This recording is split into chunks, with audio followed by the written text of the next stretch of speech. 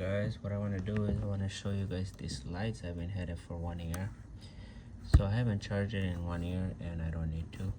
It's still good to go. I'll turn it on and show you guys in a second, but in the beginning, look, so you could charge it with this, and then also have a solar panel right here, so you could charge it with the sun as well.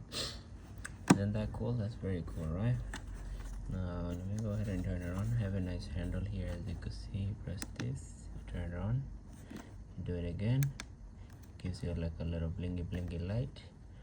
You do it again, this light comes out. That's on the side top. And then if you do it again, this side light comes out.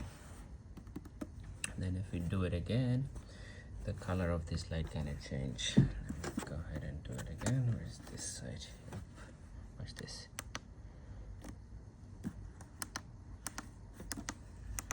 So you see that? And then that's the color we're looking for. So it's like a yellowish color. So very cool to have around the house in case of the power goes out, or if you're going camping, or if you're doing anything outside at nighttime. I highly recommend this. This has so many options. You can light up so many things with it. And my favorite thing is that you could just charge it with the sun. You don't even have to worry about charging it over here.